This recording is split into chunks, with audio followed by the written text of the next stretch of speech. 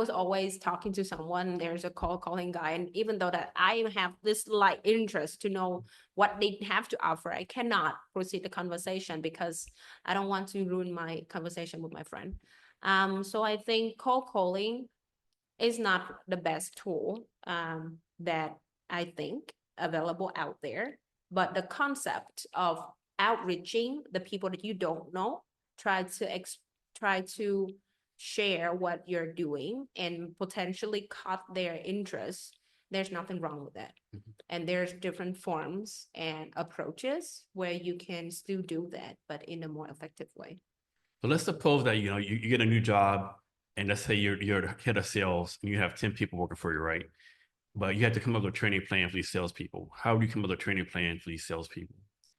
Training plan for salespeople. I think the best self-training is actually talking to the client. You can provide as much knowledge about a product, about a company as much as you can, so the person feel comfortable and confident about the product. I think what very important to any sales people is to really see that the product they're selling is a good product. If they have that confidence, it's very easy. It's only hard when you feel like you have a hard sell, like you have to push for something, and everything will go downhill from there. But I would say spend a lot of time to explain to the salespersons what is the product, how does it work, why our company is so confident in the product, what is the after sales service looking like, what if problem happens, how do we take care of our clients, and the other techniques they can really develop and apply them when they actually talk to the clients. And you starting a furniture company, you said? Sorry? You starting a furniture company?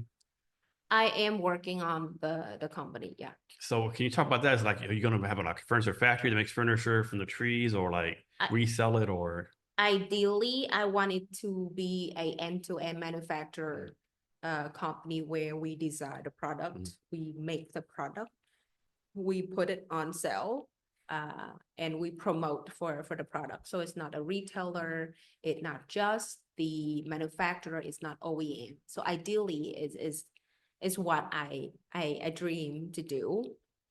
And the toughest part to me is not manufacturing and actually design. What I really like about furniture in other country that I've been in are how easy you can order them and assemble them by yourself. It's very frictionless. IKEA, Muji, Nitori in Japan, they all provide quite reliable product and services. We don't have a similar solution in here. And I feel like it shouldn't be that way because a lot of furnitures are manufactured in here. We have good craftsmanship, we have good material, but we don't have the solution for the actual consumer users. So that's what I try to do. The reason why I decided to take it seriously is before when I shared with you that I am focused in doing my apartment in an apartment for my parent. That is one of my biggest challenge, finding the furniture that are somewhat reasonable in pricing, but still good and looks good, feels good, and functioning. The popular furniture stores in here, they either very expensive if they have a physical store and if you know about a brand name, or most people would try to custom made their furniture. They got the design from their architect and their interior designer, and then they go to a small manufacturer craftsman in here, and they got is made for them. But until that product is done, and you will have to pay for that product no matter what. You cannot see it, you cannot touch the material, you cannot really feel it, and it's very uncomfortable experience. Especially it's about your home. It's one of the most the biggest purchase that one will have. Yeah, so that's why I want to do it. So you're back in our startups, you also about doing the MVP first, right? So you can do an MVP, like maybe instead of doing like the living room, bedroom, kitchen, maybe just focus on bedrooms first.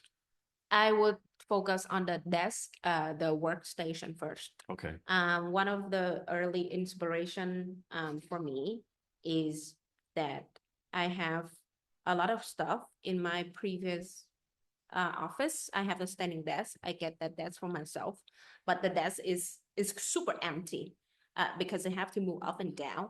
So I have one big surface like this, and I have a lot of things that just exist on the surface of the desk. I have my laptop, my monitors, my coffee cup, my notebook, my pens holders, my books. Is a lot of things going on, and I spend so much time. And I thought in the back of my mind that I just go on Shopee on any e-commerce sites and get the organizing